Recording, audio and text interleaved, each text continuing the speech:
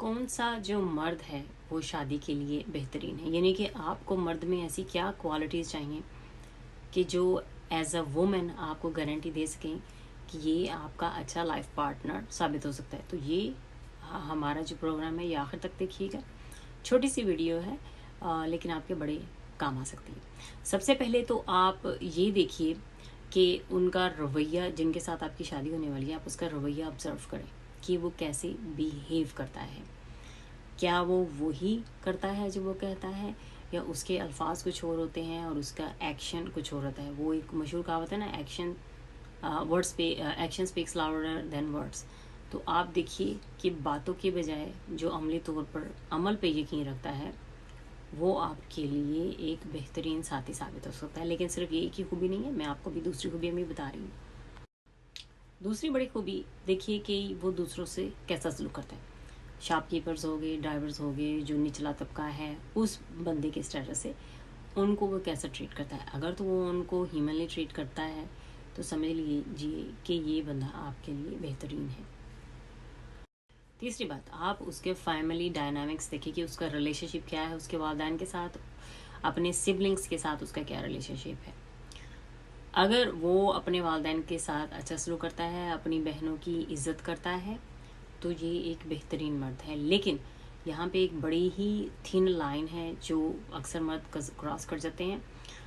वो मर्द जो अपनी बहनों और माँ के नीचे लगा हुआ है, जो उनसे पूछ कर कोई काम नहीं कर सकता है, वो मर्द मर्द नहीं, एक ख़तरा है जिससे आपको बचने की ज़रूरत है।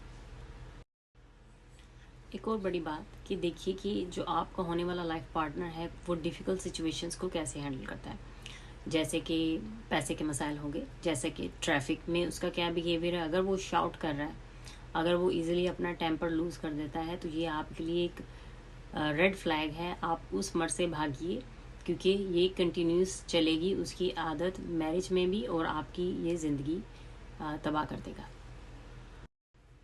एक और बात, उसके फाइनेंशियल उसकी विजडम देखिए कि वो कितना फाइनेंशियली इंटेलिजेंट है, वो कितना मेहनती है, और उस मेहनत से हासिल किए हुए अपने पैसे को वो किस तरह से इस्तेमाल करता है, कहाँ पे इस्तेमाल करता है।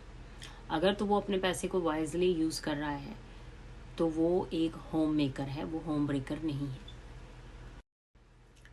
सबसे बड़ी बात, सेकंड लास्ट जो बात है एक मर्द में आपको देखनी चाहिए, आप उसकी रेपुटेशन का जाने उसके दोस्तों से, उसके रिश्तेदारों से, उसके कोलीग से, उसके बॉसेस से, उसके मुतल्लिका लोगों से।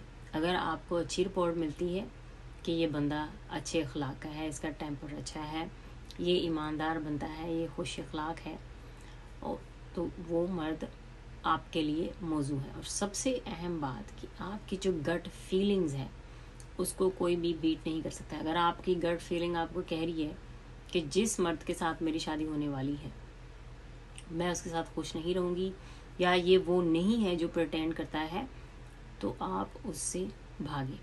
ये एक रेड फ्लैग है।